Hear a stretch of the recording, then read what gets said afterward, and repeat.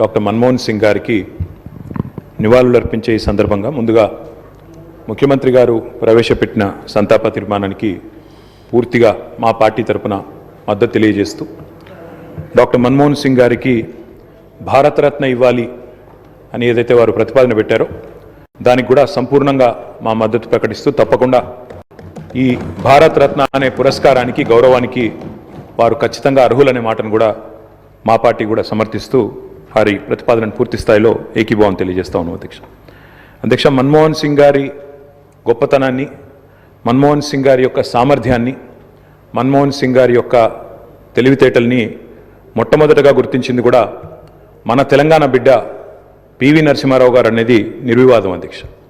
PV Narasimha Rao గారు ఆనాడు ప్రధానమంత్రిగా భారతదేశానికి ఎన్నికైన తర్వాత సాధారణంగా ఈరోజు వింటుంటాం అధ్యక్ష, లాటరల్ ఎంట్రీ అని, అంటే రాజకీయాలతో సంబంధం లేని వ్యక్తులను కూడా మనం రాజకీయాల్లో ముఖ్యంగా ప్రభుత్వాలలో ముఖ్యమైన పాత్రల్లో తీసుకురావడాన్ని లాటరల్ ఎంట్రీ అంటారు అధ్యక్ష. కానీ ఈ లాటరల్ ఎంట్రీ అనే విధానాన్ని ఆనాడు పివి నరసింహారావు గారు తీసుకొచ్చి రాజకీయాలతో సంబంధం లేని ఒక ఆర్థికవేత్త, ఆర్బీఐ గవర్నర్గా పనిచేసిన ఒక మంచి తెలివైన ఒక ఆర్థికవేత్త మనకు అందుబాటులో ఉన్నారని చెప్పి గుర్తించి గౌరవించి వారిని ఆర్థిక మంత్రిగా ఆనాడు నియమించారు అధ్యక్ష. ఆర్థిక మంత్రిగా నియమించబడ్డ తర్వాత డాక్టర్ మన్మోహన్ సింగ్ గారు ఆనాడు 1991లో అనుకుంటాను అధ్యక్ష, సబ్జెక్టు కరెక్షన్, బడ్జెట్ ప్రవేశపెడుతున్నప్పుడు ఒక గొప్ప మాట అన్నారు. ఆయన అన్న మాట, let the whole world here loud and clear, India is wide awake. అంటే ప్రపంచం మొత్తం వినాల్సిన సమయం వచ్చింది, నా దేశం మేల్కొని ఉంది అనే మాట ఆనాడు ఒక ఆర్థికవేత్తగా ఆర్థిక సంస్కరణలు ప్రవేశపెట్టే సందర్భంలో డాక్టర్ మన్మోహన్ సింగ్ మాట్లాడిన మాట అధ్యక్ష. ఆ మాటలు, ఆయన సిద్ధాంతం, ఆనాటి పివి నరసింహారావు గారి నాయకత్వం ఇవాళ ఈ దేశంలో సమూలమైన సంస్కరణలు తెచ్చింది.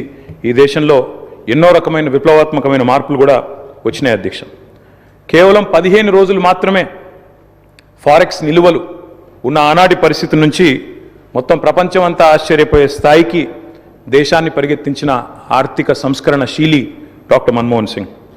అనవసరపు డాంబికాలు, అనవసరపు ఆర్భాటాలు లేకుండా, హడావిడి లేకుండా సింపుల్ లివింగ్, హై థింకింగ్ అనే మాటకి పర్యాయ పదంగా డాక్టర్ మన్మోహన్ సింగ్ గారిని మనం చెప్పుకోవచ్చు అధ్యక్ష.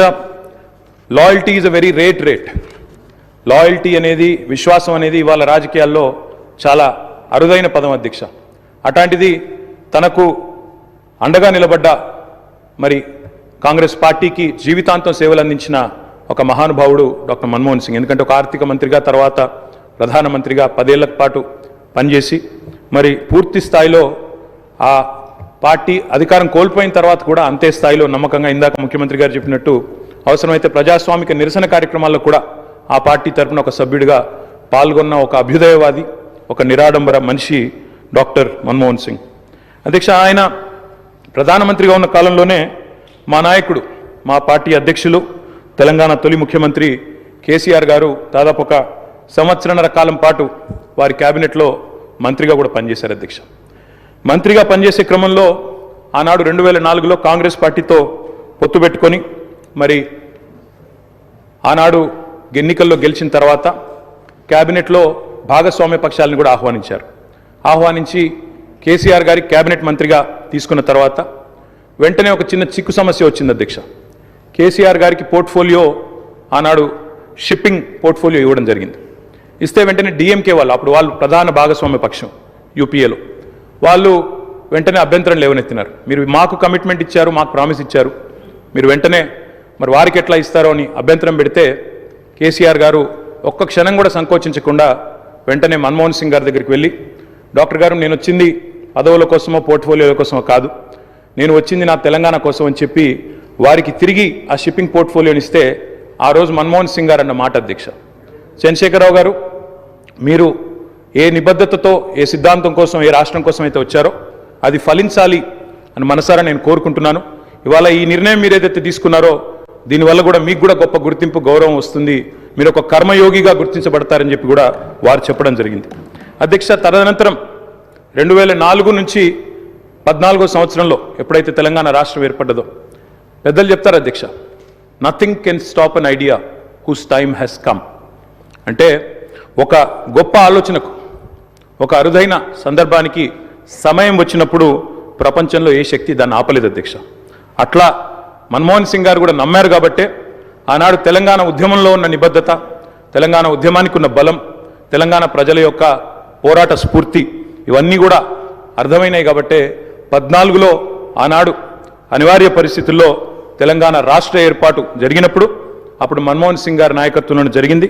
తప్పకుండా మేమందరం కూడా దాన్ని మర్చిపోము అధ్యక్ష. అధ్యక్ష, ఒక్క మాట ఇవాళ గుర్తు చేసుకోవాల్సిన అవసరం ఉంది. మన్మోహన్ గారి నిబద్ధత గుర్తు చేసే సందర్భంలో సరిగ్గా ప్రధానమంత్రిగా వారు ఎన్నికైన తర్వాత 6 నెలలకి పెద్దలు మా పార్టీ అధ్యక్షులు కేసీఆర్ గారు ఆనాటి కేబినెట్ సహచరుడిగా వారికి ఒక ముఖ్యమైన డెలిగేషన్ నేను తీసుకొని వస్తున్నాను సార్, దయచేసి మాకు సమయం ఇవ్వండి అని అడిగినారు. ఇది నేను చెప్పేది మీరు పేపర్లో కూడా చూసుకోవచ్చు అధ్యక్ష. డిసెంబర్ 18, సరిగ్గా 20 సంవత్సరాల కిందట, డిసెంబర్ 18, 2004 సంవత్సరం అధ్యక్ష. టైం ఇచ్చారు ఆయన. ఇస్తే సార్ మాకు 5 నిమిషాలు కాదు, నేను ఒక ముఖ్యమైన బృందాన్ని తీసుకొస్తున్నా, ఆర్ కృష్ణయ్య గారు, అదేవిధంగా వకులాభరణం కృష్ణమోహన్ రావు గారు, ఇట్లా కొంతమంది మా దగ్గర బలహీన వర్గాల కోసం పనిచేసే నాయకులు ఉన్నారు, వారందరినీ తీసుకొని వస్తున్నాను, దయచేసి ఒక అర్ధగంట 45 నిమిషాలు సమయం ఇవ్వండి అన్నారు. అంటే మన్మోహన్ సింగ్ గారి గొప్పతనం ఏంటంటే అధ్యక్ష, సమస్య తీవ్రత తెలుసుకున్న తర్వాత ఓబీసీలకు అన్ని రాష్ట్రాల్లో మంత్రిత్వ శాఖలున్నాయి, కేంద్రంలో కూడా ఓబీసీ వెల్ఫేర్ మినిస్ట్రీ పెట్టాలి అని మన్మోహన్ సింగ్ గారి దగ్గరికి కేసీఆర్ గారు డిసెంబర్ 18, 2004 నాడు ఒక బృందాన్ని తీసుకొని వెళ్తే 45 నిమిషాల సమయం ఇచ్చిన ప్రధానమంత్రి గారు గంటన్నర సేపు వారితో గడిపినారు అధ్యక్ష. గంటన్నర సేపు మొత్తం విషయం అర్థం చేసుకోవడానికి, అధ్యయనం చేయడానికి గంటన్నర సేపు వారితో గడిపి తప్పకుండా నేను చూస్తాను అని చెప్పి వారు చెప్పిన మాట కూడా నేను గుర్తు చేస్తా ఉన్నా అధ్యక్ష. అధ్యక్ష, ఎన్నో అడ్డంకులు, ఎన్నో అభ్యంతరాలున్నా వాస్తవం మరి మన్మోహన్ సింగ్ గారు ప్రజాస్వామిక ఉద్యమాలకు అండగా నిలబడ్డారు. ఎన్నడూ కూడా ఆయన మరి ఎన్నడూ కూడా ఎన్ని ఒత్తిళ్లకు లోనైనా కూడా సంస్కరణల బాట నుంచి వెనుకకు తగ్గలేదు. We can call him the silent architect of modern India. ఆయనకు పేర్లు పెట్టారు అధ్యక్ష. మన్మోహన్ కాదు, ఈయన మౌనమోహన్ సింగ్ అన్నారు. రకరకాలుగా మాట్లాడారు, కానీ ఆయన పాటికి ఆయన పనిచేసుకుంటూ పోయినాడు. ఏమేం సంస్కరణలు తేవాలో తీసుకుంటూ వచ్చినారు. వారు తెచ్చిన సంస్కరణలు కూడా చాలా విప్లవాత్మకమైన సంస్కరణలు. ఇప్పుడే డిప్యూటీ సీఎం గారు కూడా చెప్పారు. తప్పకుండా చాలా సంస్కరణలు కూడా వారు తెచ్చారు. ఎంతమంది ఎన్ని రకాలుగా ఆయనను అవమానించే ప్రయత్నం చేసినా నిజంగా చెప్పాలంటే ఆకాశం స్థాయి తగ్గదు అధ్యక్ష. అవమానం చేస్తే ఆకాశం స్థాయి తగ్గదు.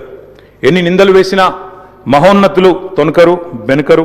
అటువంటి స్థితప్రజ్ఞతను మనం డాక్టర్ మన్మోహన్ సింగ్లో చూసాం. ఇవాళ మన్మోహన్ సింగ్ గారి గురించి మాట్లాడుకునేటప్పుడు తప్పకుండా మన తెలుగు బిడ్డ, మన తెలంగాణ బిడ్డ పివి గురించి కూడా మనం గుర్తు చేసుకోవాలి అధ్యక్ష. మేము మొన్న మా పార్టీ అధ్యక్షులు పెద్దలు కేసీఆర్ గారి ఆదేశం మేరకు పార్టీ వర్కింగ్ ప్రెసిడెంట్గా నేను, నాతో పాటు మా గౌరవ రాజ్యసభ సభ్యులు అందరం కూడా వారి ఇంటికి పోయాం, నివాళులు అర్పించాం. తెల్లారి అంత్యక్రియల్లో మేము కూడా పాల్గొన్నాం అధ్యక్ష. మొత్తం అంత్యక్రియలు ముగిసిన తర్వాతనే వారి కుటుంబాన్ని కలిసి పరామర్శించి మా తరపున కూడా సానుభూతిని చెప్పి వచ్చినాం అధ్యక్ష. కానీ అక్కడ పోయినప్పుడు ఒక మాట మాత్రం కొంత బాధ అనిపించింది అధ్యక్ష. మన్మోహన్ సింగ్ గారికి మొన్న జరిగిన వారికి గౌరవప్రదమైన వీడ్కోలు ఢిల్లీలో మన తెలంగాణ బిడ్డ పివి గారికి దక్కలేదు అనే బాధ మాత్రం కొంత అనిపించింది అధ్యక్ష. దయచేసి నేను ముఖ్యమంత్రి గారిని కోరుతా ఉన్నా, ఇది తెలంగాణ